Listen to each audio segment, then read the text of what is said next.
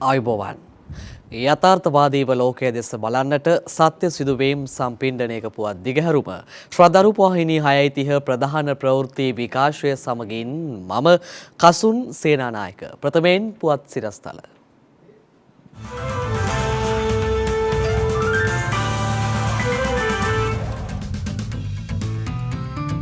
වී ගොවීන් විසින් ලබාගත් නැවත නොගෙවූ ගොවිනය කපා හැරීම සඳහා කැබිනට් අනුමැතිය. විදේශගතව සිට පැමිණ නැවත රැකියාවක් සඳහා විදේශගතවීමේදී නව නීතියක්. මුදල් මුද්‍රණය ලබන වසරේ නවතා දමන බවට අග්‍රාමාත්‍යවරයා පවසයි. නුදුරේදීම භූමි තෙල් මිල ඉහළ දැමීමට සිදුවන බවට බලශක්ති අමාත්‍යවරයාගෙන් ප්‍රකාශයක්. දැන් හෙට අනිද්දා වෙනකොට අපිට භූමි තෙල් මිල අනිවාර්යයෙන්ම වැඩි කළ යුතු වෙනවා. වැලි පසේ විදුලිය ගබඩා කළ හැකි ක්‍රමවේදයක් ෆින්ලන්තයෙන්.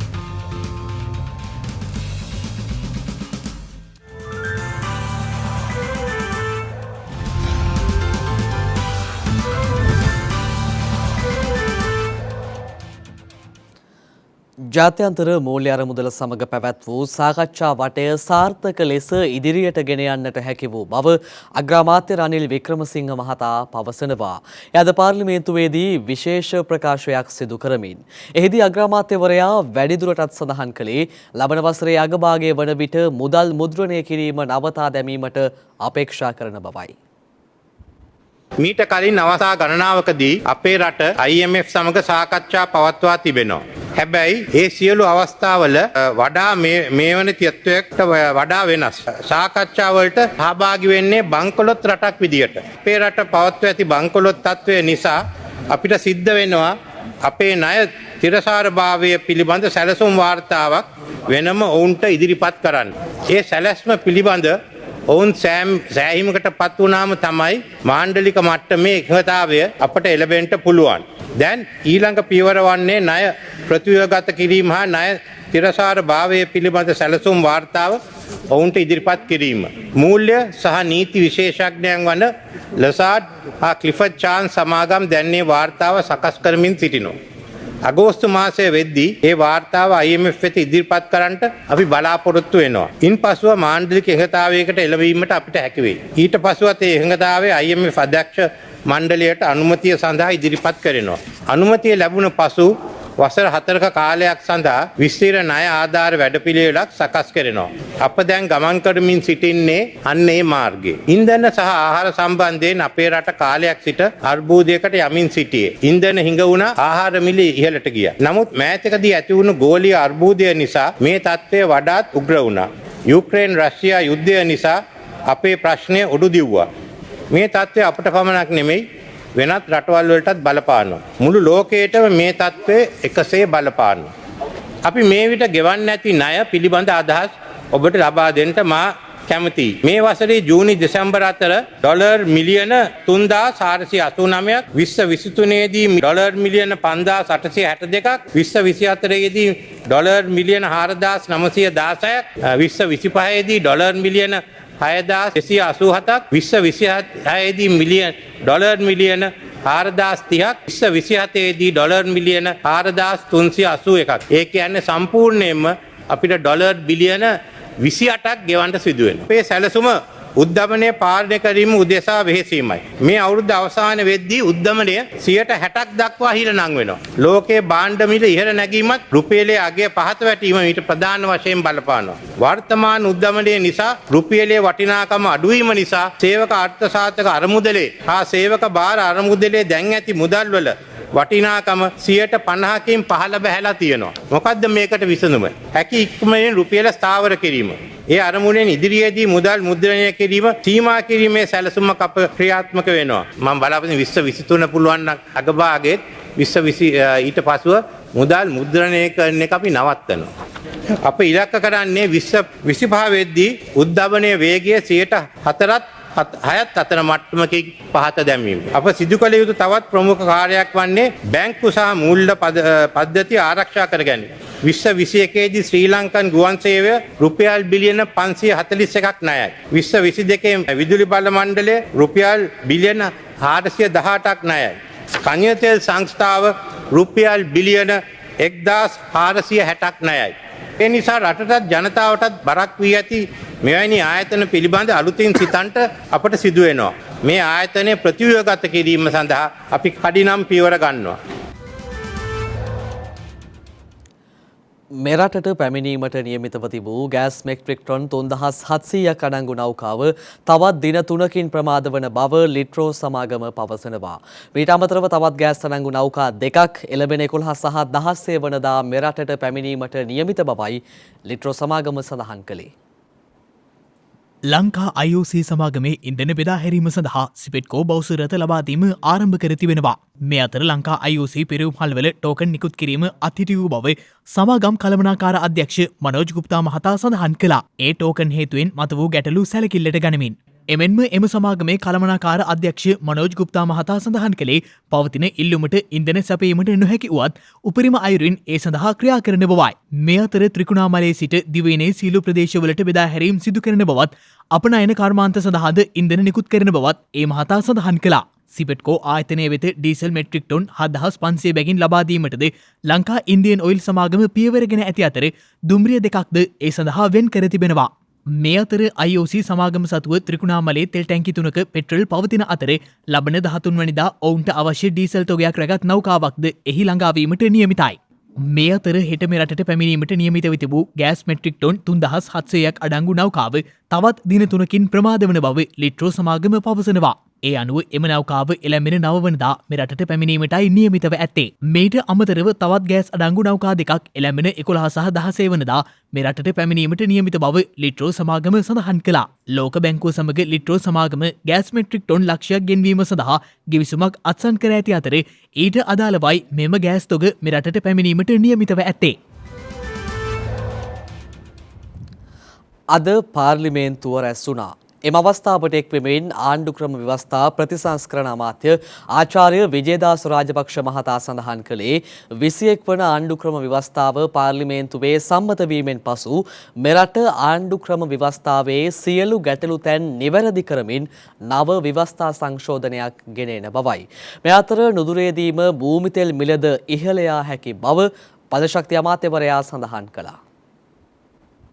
සමහරු හිතනවා ඉන්ධන ඇනවුම් කරන්නත් ඕන ඇමතිවරයා කියලා. මේවට ඉන්නවා khනිජ තෙල් සංස්ථා නිලධාරීන් ඉන්නවා. ඇමතිවරු ඉන්න පුළුවන්, අවුරුදු 5කට ඉන්න පුළුවන්, කෙටි කාලයකට ඉන්න පුළුවන්, වෙනස් වෙන්න පුළුවන්. හැබැයි මේ දීර්ඝ කාලින සැලසුම මේ ආයතනය ඇතුළේ යන්න ඕන. khනිජ තෙල් සංස්ථාවේ මට තියෙන බරපතල ප්‍රශ්නයක් තියෙනවා මේ ඇනවුම් පිළිබඳව. ඇයි ඇනවුම් දාන්නේ නැත්තේ? හැබැයි අපි තේරුම් ගන්න ඕන. මේ සැපයුම් කරුවන්ට කරපු සැපයුම් වලට ගෙවලා නැහැ. ඩොලර් මිලියන 800ක් ගෙවන්න තියෙනවා. ඒතර එහෙම තියෙන සැපයුම් කරුවෙක් පරණ මුදල් ගෙව්වේ නැත්නම් එන්නේ නැහැ. පරණ මුදල් වලින් කොටසක් ගෙවන්න ඕන, අලුත් මුදලක් ගෙවන්න ඕන. ඒතර මේක සමාජයේ මතයක් හදලා තියෙනවා. අන්න විශාල වැඩි මුදලකට ගේනවා කියලා. පෞගේ කාලේ උත්සාහ කරා වෙනත් විකල්ප ක්‍රම වලින් ඒක තමයි අපිට වැරදිච්ච තැන 23 වෙනිදා. අපිට මිලියන අවශ්‍යයි 550ක් 600ක් අතර ප්‍රමාණයක් මාසෙකට. ඒ 600ක් අවශ්‍ය වෙනකට මහා බැංකුවේ අධිපතිවරයා කියනවා දැන් අපිට ශ්‍රමිකයන්ගෙන් ලැබෙන මුදල් වලින් ඔක්කොම අපේ ගෙවීම් කරාට පස්සේ ඉතුරු වෙන්නේ රුපියල් ඩොලර් මිලියන 250යි. ඒ 250න් තමයි අර 550ක 600ක ඉන්ධන බිලට දෙන්නත් ඕන. ඩොලර් මිලියන 319ක් මේ සතිය අවශ්‍ය වගේම ඒකට අවශ්‍ය රුපියල් ටිකක් අවශ්‍යයි. තෙල් ආනයනය කරපු මුදලට වඩා අඩු මුදලකට තමයි ජනතාවට අවුරුදු ගානක් තිස්සේ අපි තෙල් ටික දුන්නේ. අද ඒ තත්ත්වේ කරන්න බෑ. දැන් හෙට අනිද්දා වෙනකොට අපිට භූමි තෙල් මිල අනිවාර්යයෙන්ම වැඩි කළ යුතු වෙනවා. භූමි තෙල් අපි දෙන්නේ රුපියල් 87ට. හැබැයි රුපියල් 420ක් අපිට වියදම් වෙනවා. අපි ඉන්ධන ටික නිසියාකාරව දීගෙන යන්න නම් අපි ආනයනය කරන එක අපි අඩුම තරමේ අලාභයක් නැතුව අලෙවි කරලා ඒ මුදල තමයි නැවත අපි ආයෝජනය කරන්න ඕන ආනයනය කරන්න. සමහරව අහනවා IOC එක ලාභයි සිපෙට්කෝ එකයි පාඩු. IOC එක අලාභ බඩු විකුණන්නේ නැහැ. සිපෙට්කෝ එක විකුණන්නේ අලාභ බඩු. ඒක තමයි තියෙන ප්‍රශ්නේ. සිපෙට්කෝ එක සමහරු කියනවා සේවකයෝ විශාල පිරිසක් ඉන්නවා. ඔව් සේවකයෝ අතිරික්ත ඇති. අපි තීන්දුවක් අරගෙන තියෙනවා මේක ප්‍රතිව්‍යුහගත කිරීමේදී සිපෙට්කෝ එකට කරන්න පුළුවන් ධාරිතාවක් තියෙනවා. මේ පොලිම ඉවත් කරන්නම් පක්ෂ විපක්ෂ සියලු දෙනාගේ සහයෝගය අවශ්‍ය වෙනවා. ව්‍යවස්ථා සංශෝධනය වලින් ප්‍රමාණවත් ප්‍රශස්ත ප්‍රජාතන්ත්‍රවාදයක් මේ රටේ ස්ථාපිත වෙනවා කියලා අපේ රටේ ජනතාව පිළිගන්නේ නැහැ. ඉන් එහාට ගියේ ව්‍යවස්ථා ප්‍රතිසංස්කරණ ඕන. ඒක නිසා මම යෝජනා කරලා තියෙනවා මේ 22 වෙනි සංශෝධනය සම්මත කරගත්තාම පාර්ලිමේන්තු තේරීම් කාරක සභාවක් පත් කරලා රටට ගැලපෙන ආණ්ඩු ක්‍රම ව්‍යවස්ථාව කුමක්ද කියලා ජනතාවගේ අදහස් අරගෙන අලුත් ආණ්ඩු ක්‍රම ව්‍යවස්ථාවක් හඳුන්වලා දෙන්න මේ වගේ අවස්ථාවක් රටේ ජනතාවටත් ඉතාමත්ම ගැඹුරු ලෙස ව්‍යවස්ථා ප්‍රතිසංස්කරණ පිළිබඳ අවශ්‍යතාවය දැනිච්ච වෙලාවක්. ඒ වගේම 19 වෙනි ආණ්ඩු ක්‍රම ව්‍යවස්ථා සංශෝධනයේත් අපි ඇතුල් කරා එක්සත් ජාතීන්ගේ දූෂණ විරෝධී ප්‍රඥප්තිය අපේ රටේ නීතියක් බවට පත් කරනවා කියලා. ඒ නිසා ඒ පනත් කෙටුම්පත මේ වෙනකොට අමාත්‍ය මණ්ඩලයට ඉදිරිපත් කරන්න කටයුතු කරලා තියෙනවා. නුදුරේදීම මේ පාර්ලිමේන්තුවට ගෙනල්ලා ඒ පනත සම්මත කරගත්තට පස්සේ දූෂණය සම්බන්ධව ඉතා දැඩි ලෙස ක්‍රියාත්මක වන නීති පද්ධතියක් අපේ රටේ ස්ථාපිත කරන්න අපිට පුළුවන්. ඒ පනත මගින් අල්ලස් ආඥා පනත, අල්ලස් දූෂණ කොමිෂන් සභා පනත, ඒ වගේම දේශපාලඥයින්ගේ මහජන නියෝජිතයන්ගේ සහ නිලධාරීන්ගේ වත්කම් සහ බැරකම් ප්‍රකාශන පනත් වෙනුවට අලුත් තාක්ෂණය යොදාගත්ත දූෂණ වංචා පිළිබඳව කෙටි කාලයක් තුළින් තොරතුරු ලබා ගන්න පුළුවන් ක්‍රමවේදයක් අනුව තමයි පනත්ගත් කෙටුම්පත අපි හදලා තියෙන්නේ. වීගොවින් විසින් ලබාගත් නැවත නොගෙවූ ගොවින් අය කපා හැරීම සඳහා කැබිනට් අනුමැතිය හිමිව තිබෙනවා. ඒ මුදල් ආර්ථික ස්ථායීකරණ සහ ජාතික ප්‍රතිපත්ති අමාත්‍ය අග්‍රාමාත්‍ය රනිල් වික්‍රමසිංහ මහතා කැබිනට් මණ්ඩලය වෙත ඉදිරිපත් කරන ලද යෝජනාවක් සඳහා කැබිනට් අනුමැතිය හිමිවීමක් ලෙසයි. මේ එම තීරණයේ ඇතුළුව අද දැනුම් දුන් තවත් කැබිනට් තීරණ කිහිපයක්. පාස්කු ප්‍රහාරයෙන් පටන් ගත්තම ඒ වගේම කොවිඩ් වසංගතය නිසා රටේ සමස්ත ගොවි ජනතාවට විශාල හානියකට ඒ ගොවි ජනතාව මුහුණ දෙන්න සිද්ධ වුණා. අන්ත අසරණතාවයට පත් වුණු ගොවි ජනතාව විශාල ප්‍රමාණයක් ඉන්නවා. ඒ අය ලබාගත්තු ගොවි ණය හෙක්ටයාර් 2කට වඩා අඩුවෙන් වගා කරන ගොවීන් වෙනුවෙන් පත්තිදියකට ගොත් අක්කර 5කට අඩුවෙන් වගා කර ගොවීන් වෙනුවෙන් රාජ්‍ය බැංකු වලින් ලබාගත් සියලුම ගොවි ණය නිදහස් කරන්න කපා හරින්න ඊයේ ඉදිරිපත් කර කැබිනට් පත්‍රිකාවට අනුමැතිය ලැබුණා. ගරු අග්‍රාමාත්‍යතුමා මුදල් විෂය භාර අමාත්‍යවරයා වශයෙන් 2022 වර්ෂයේ සඳහා වන විසර්ජන පනත් සංශෝධනය කිරීම සඳහා කෙටුම්පතක් පාර්ලිමේන්තුව වෙත ඉදිරිපත් කරන්නට අවසර ලබා ගත්තා. රජයේ දෙපාර්තමේන්තු රාජ්‍ය සංස්ථා ව්‍යවස්ථාපිත මණ්ඩල යනාදී කපා හැරිය හැකි සියලුම වියදම් කපා හරිනලා වඩාම පිරිමැසුම්දායකව අත්‍යවශ්‍ය වියදම් පමණක් දරමින් ඉදිරි කාල පරිච්ඡේදයේ රට පවත්වාගෙන යාම සඳහා ඊයේ දිනේදී ජීවන වියදම් පිළිබඳ අමාත්‍ය මණ්ඩල අනුකාරක සභාව යලි ප්‍රතිෂ්ඨාපනය කරන්නටත් ආහාර සුරක්ෂිතතා කමිටුවක් පිටවන්නටත් අවසර ලබා දුන්නා. මේ ජීවන වියදමේ ඇතිවන ඉහළ යාම ලැක්වීම සඳහා ප්‍රායෝගික විසඳුම් ලබා දීම කැබිනට් මණ්ඩලයට නිර්දේශ කිරීම තමයි මේ ජීවන වියදම් අමාත්‍ය අනුකාරක සභාවේ ප්‍රධාන පරමාර්ථය. ඒ අනුකාරක සභාව රැස් වෙන්නේ අතිගරු ජනාධිපතිතුමා සභාපතිතුමා වශයෙන් ගරු අග්‍රාමාත්‍යතුමා, දීවර අමාත්‍යතුමා, ප්‍රවාහන මහාමාර්ග අමාත්‍යතුමා, ගරු කෘෂිකර්ම අමාත්‍යතුමා, ගරු වැවිලි කර්මාන්ත අමාත්‍යතුමා, ගරු විදුලි බල බලශක්ති අමාත්‍යතුමා, ගරු වෙළඳ වාණිජ ආහාර සුරක්ෂිතතා අමාත්‍යතුමා කියන අමාත්‍යවරුන්ගේ සමන්විත ජීවන වියදම් අනුකාරක සභාව යලි ස්ථාපිත කරන්න කැබිනට් අනුමැතිය ලබා දුන්නා. ඒ වගේම ජීවන වියදම් පිළිබඳ අනුකාරක සභාවට සහාය වීම පිණිස වෙළඳ අමාත්‍යවරයාගේ ප්‍රධානත්වයෙන් අමාත්‍යාංශවල ලේකම්වරුන්ගේ සහභාගීත්වයෙන් ආහාර සුරක්ෂිතතා කමිටුවක් පත් කරන්නටත් ඊයේ දිනේදී අවසර ලබා දුන්නා. අපිට පොහොර නැව අද වෙනකොට වාර්තා කරලා තිබෙනවා 9 වෙනිදා වෙනකොට මේ පොහොර නැව ලංකාවට එනවා කියලා. වෙනි ප්‍රමුඛතාවය අපි ලබා දෙන්නේ යූරියා යෙදිය යුතුම කණ්ඩායමට අපි මූලිකවම ලබා දෙන ගමන් සියලුම ඒ ගොවි ජනතාවට අවශ්‍යතාවය අනුව වරින් වර මේ යූරියා ලබා දෙන්න කටයුතු කරනවා. මෙට්‍රික් ටොන් 40000 ප්‍රමාණවත් වෙනවා කියලා අපි විශ්වාස කරනවා මේ මතාවේ වීගොවින් සඳහා ලබා දෙන්න. ඒ වගේ මේකම තවත් පොහොර නැවක් එනවා මෙට්‍රික් ටොන් 25000ක. ඒ 25000 නැව බලාපොරොත්තු වෙන්නේ බඩ ඉරිඟු වගා කරන ගොවීන් සඳහා ලබා දෙන්නත්, ඒ වගේම එහි යම් ප්‍රමාණයක් තේ ගොවීන් වෙනුවෙන් ලබා දෙන්නත් අපි තීන්දුව කරලා තිබෙනවා. අපි වීගොවියට මේ පොහොර ලබා දෙන්න කටයුතු කරලා තිබෙනවා රුපියල් 10000ක මිලට. විදේශගතව සිට පැමිණ නැවත රැකියාවක් සඳහා විදේශගත වීමේදී ඒ සඳහා නව වැඩපිළිවෙලක් හඳුන්වා දීමට විදේශ අමාත්‍යාංශය පියවර ගෙන තිබෙනවා. විදේශ රැකියාවක නිරතව සිට ආපසු පැමිණ නැවත රැකියාවක් සඳහා විදේශගත වීමට ශ්‍රී ලංකා විදේශ සේවා නියුක්ති කාර්යාංශයේ ලියාපදිංචිය ලබා දීමේදී සලකා බලන කරුණු සම්බන්ධ සංශෝධනයක් සිදු කිරීමට කම්කරු හා විදේශරැකියා අමාත්‍යාංශය පියවරගෙන තිබෙනවා. ඒ අනුව මීට පෙර විදේශරැකියාවක නිරතව සිටියේදී නීත්‍යානුකූල මාර්ග ඔස්සේ රටට එවා ඇති ඩොලර් ප්‍රමාණය පිළිබඳ සොයා බලන බවත් සැලකිය යුතු මුදල් ප්‍රමාණයක් එවා ඇති අයට පමණක් නැවත විදේශගත වීම සඳහා අවස්ථාව ලබා දීමට හැකිවන පරිදි නීති සම්පාදනය කරන බවටත් අමාත්‍ය මනුෂ්‍ය නානායක්කාර මහතා අවධාරණය කළා. අමාත්‍යවරයා මේ බව සඳහන් කළේ ඊශ්‍රායල් රාජ්‍යයේ ගෘහ සාත්තු සේවා රැකියා සඳහා විදේශගත වන තරුණයන් පිරිසකට ගුවන් ටිකට්පත් පිරිනැමූ අවස්ථාවකට එක් වෙමින්. විදේශ රැකියා සිදුකර රටට එවන ඩොලර් ප්‍රමාණය අනුව විද්‍යුත් වාහනයක් රැගෙන ඒම සඳහා ඉදිරියේදී අවස්ථාව ලබා දීමට අවශ්‍ය කැබිනට් අනුමැතිය ලබා ගැනීම සඳහා කටයුතු කරමින් සිටින බවද අමාත්‍යවරයා මෙහිදී සඳහන් කර තිබෙනවා. ඊට අමතරව ඔවුන්ට ගුවන් තොටුපළේදී භාණ්ඩ මිලදී ගැනීම සඳහා ලබා දෙන බදු සහන ඉහළ දමන බවත් නිවාස ඉදිකිරීම ස්වයං රැකියා ආරම්භ කිරීම ඇතුළු අනෙකුත් සහන ලබා දීමේදී රටට එවා ඇති ඩොලර් ප්‍රමාණය අනුව එම සහන ලබා දෙන බවත් අමාත්‍යවරයා වැඩිදුරටත් ප්‍රකාශ කර තිබෙනවා. සිසු සැරියට අමතරව නව බස් රථ 100ක් මගින් පාසල් සිසුන් ප්‍රවාහනයට නියමු වැඩසටහනක් සම්පාදනය කර ඇති බව ප්‍රවාහන හා මහමාර්ග අමාත්‍ය බන්දුල ගුණවර්ධන මහතා පවසනවා. අද මාධ්‍ය හමුවකට එක් වෙමින් අමාත්‍යවරයා සඳහන් කළේ ඉදිරියේදී කොළඹ නගරය තුල විදුලි බස් රථ ධාවනය කිරීමටද සැලසුම් කර ඇති බවයි.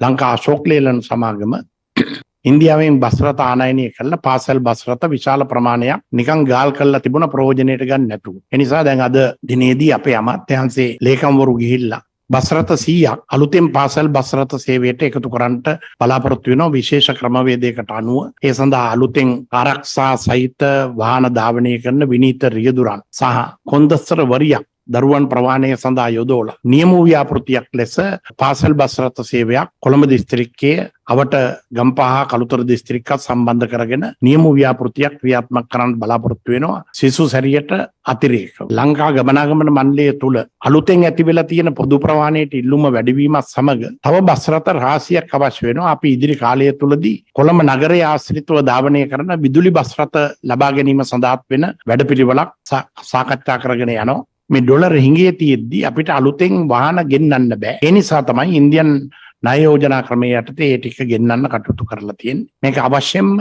ඵලදායකයි වාසිදායකයි කාර්යක්ෂමව මේක පොදු ප්‍රවාහනය වැඩි දියුණු කරන්න යොදා ගැනීමේ වැඩපිළිවෙලක් මම සකස් කරනවා.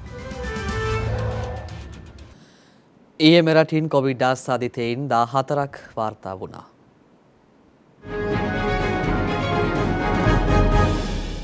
ගත වූ දිනේ මෙරටින් නව කොවිඩ් ආසාදිතයන් 14 දෙනෙකු වාර්තා වී ඇති බව වසංගත රෝග විද්‍යා ඒකකය දැනුම් දී තිබෙනවා. ඒ මෙරටින් වාර්තා වන සමස්ත කොවිඩ් ආසාදිතයන් සංඛ්‍යාව 6,64,181ක් දක්වා ඉහළ නංවමින් මේ අතර ගත වූ දිනේ මෙරටින් කිසිදු කොවිඩ් ආසාදිත මරණයක් වාර්තා වී නොමැති බව සෞඛ්‍ය සේවා අධ්‍යක්ෂ ජෙනරාල්වරයා විසින් දැනුම් දී තිබෙනවා. කෙසේ වෙතත් මේ වන විට මෙරටින් වාර්තා වන සමස්ත කොවිඩ් ආසාදිත මරණ සංඛ්‍යාව 16,522ක් ලෙසයි දැක්වෙන්නේ. මේ අතර මේ වන විට වෛරසය ආසාදිතව රෝහල්වල ප්‍රතිකාර ලබන පුද්ගලයන් සංඛ්‍යාව 241ක් වන අතර වෛරසය ආසාදිතව සිට සුවය ලැබූ සමස්ත පුද්ගලයන් සංඛ්‍යාව දැක්වෙන්නේ 6,47,418ක් ලෙසයි. දැන් තවත් දේශීය පුවත් කිහිපයක් කෙටියෙන්.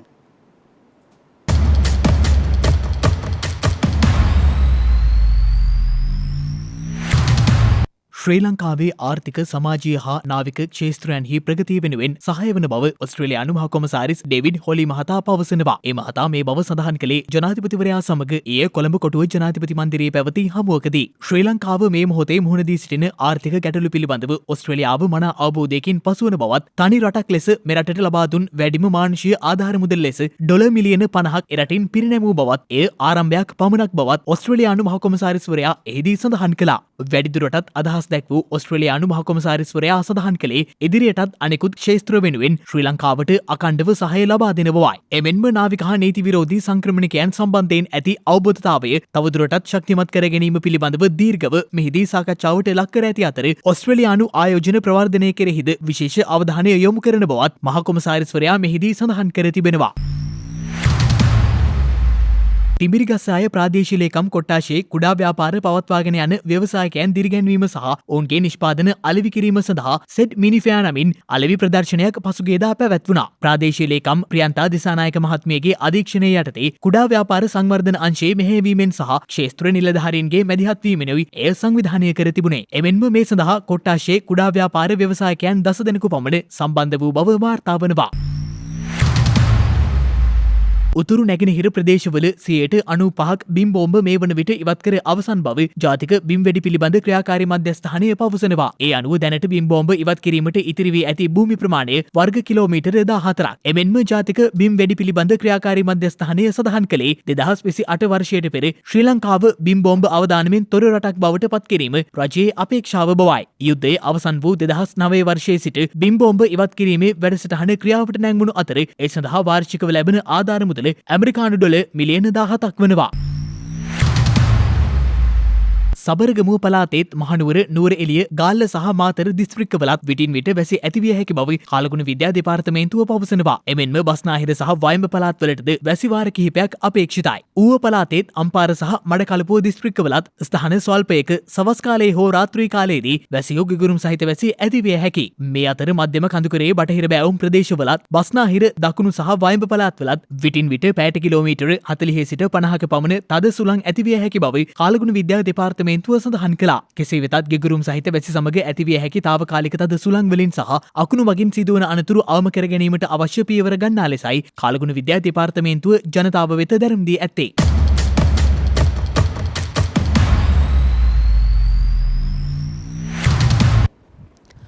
දිනයක සටහන් නිමවන්නට මත්තෙන් හෙට දවසේ වැදගත්කම ගැනයි මේ අවධානය.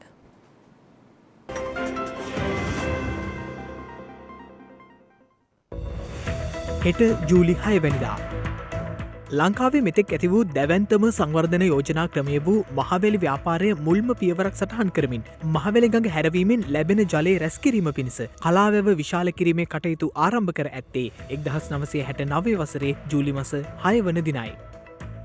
හොංකොං ජාත්‍යන්තර ගුවන්තොටුපළ විවෘත කර ඇත්තේ 1998 වසරේ ජූලි මාස 6 වන දිනයි. මලාවි රාජ්‍ය ජාතික නිදහස් දිනය ජූලි මාස 6 වන දිනට එනම් හෙට දිනයට යෙදී තිබෙනවා.